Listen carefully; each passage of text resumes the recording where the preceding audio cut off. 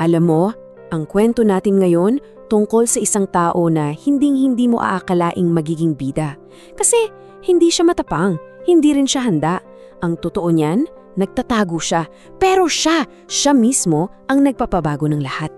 Naranasan mo na ba yung feeling na parang lahat ng tao sa paligid mo, ang galing-galing, handang-handa na sila? Samantalang ikaw, andun ka lang sa isang sulok, tahimik, nagdadasal na sana, walang makapansin sa'yo. Yung parang gusto mo na lang maging invisible.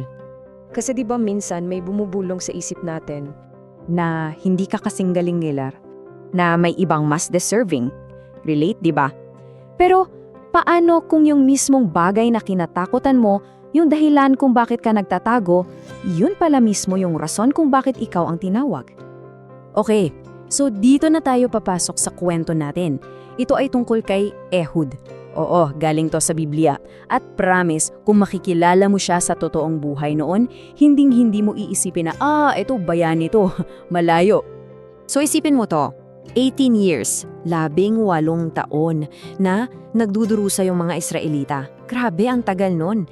18 years ng takot, ng pang-aapi. So, natural, nung sumigaw na sila para sa tulong, anong ine-expect nila? Siyempre, isang superhero na mandirigma, di ba? Yung malakas, matapang. Pero, hindi yun yung dumating. Ang pinili ng Diyos, si Ehud. At ito yung catch. Si Ehud, kaliwete. Baka isipin mo, so, anong problema doon? Well, sa panahon natin ngayon, wala. Pero noon, sa kultura nila, naku, napakalaking bagay niyan. Tingnan natin to. Noon kasi, ang kanang kamay, yan yung simbolo ng lahat ng maganda. Lakas, karangalan, blessing. Pero ang kaliwang kamay? Nako, yan yung tinitignan bilang kahinaan, kapintasan. Kaya dahil dito, si Ehud para siyang laging mali. Hindi siya yung fit sa image ng isang hero. Siya yung tipo na laging nasa gilid lang, hindi pinapansin, yung laging iba. At dito na nagiging amazing yung kwento. Dahil yung mismong bagay na malamang ikinahihiya niya, yung dahilan kung bakit siya laging nasa anino, yun pala ang magiging alas niya, ang kanyang secret weapon. Ang ganda ng plano niya, pakinggan mo to. Dahil kaliwete siya, itinali niya yung espada niya, saan? Sa kanang hita. Ang talino? Bakit? Kasi sa isang mundo na halos lahat right-handed, saan ba naghahanap ng sandata yung mga gwardya? Siyempre, sa kaliwang hita. Walang sino man as in walang-wala ang mag-iisip na tingnan yung kanang hita niya. Gets mo? Yung kapintasan niya, naging perpektong camouflage. At yan yung aral dito, diba? Na minsan, yung mga bagay na akala natin ay kahinaan natin, yung mga insecurities natin, yun pala mismo yung maggagamitin para sa isang napakalaking bagay. So, eto na. Nagpunta si Ehud sa palasyo para mag-abot ng tribute kay Haring Eglon. Walang kahit sinong naghinala, para lang siyang ordinaryong tao. Pero sa loob-loob niya, alam mo na, tumitindi na yung kaba, yung tensyon. This is it. Nung paalis na sana siya, huminto siya, lumingon, at sinabi niya, "Mahal na hari, may sekreto akong mensahe para sa'yo." Na-curious yung hari. Siyempre, so pinalabas niya lahat. Lahat ng gwardya, lahat ng alipin, labas. Sila na lang dalawa. Isang makapangyarihang hari at isang taong hindi man lang pinapansin.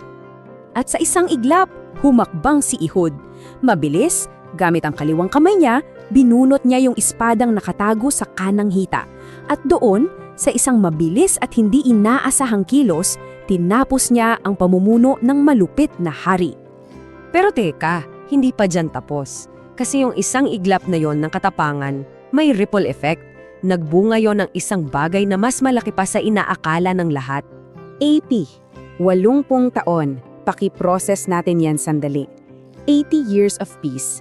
Yan ay 2 henerasyon na lumaki ng walang takot, walang pang-aapi, at lahat ng yan nagsimula sa isang tao na dating nagtatago at nagdududa sa sarili niya. Kaya makikita natin dito, yung kwento ni Ehud, hindi lang to tungkol sa isang matapang na gawa. Tungkol ito sa transformation niya. Mula sa pagtatago, natuto siyang magtiwala. Mula sa insecurity, naging susi yung sa pagsunod niya. Mula sa pagiging overlooked, naging instrumento siya ng kalayaan. Bagay na bagay dito yung kasabihan na, hindi tinatawag ng Diyos yung mga qualified, tinatawag niya yung mga available. At yung pagiging handa, hindi yan nangangahulugan na hindi ka natatakot or perfecto ka. Ang ibig sabihin lang niyan, pag tinawag ka, sasagot ka ng oo, kahit nanginginig pa yung tuhod mo.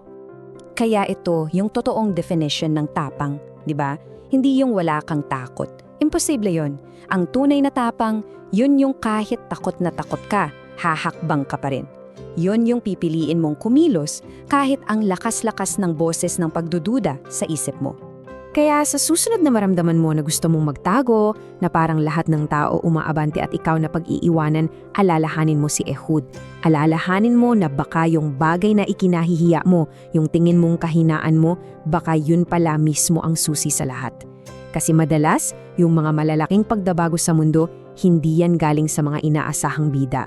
Minsan, galing yan sa mga taong dating nagtatago, hanggang sa dumating yung araw na pinili nilang lumabas.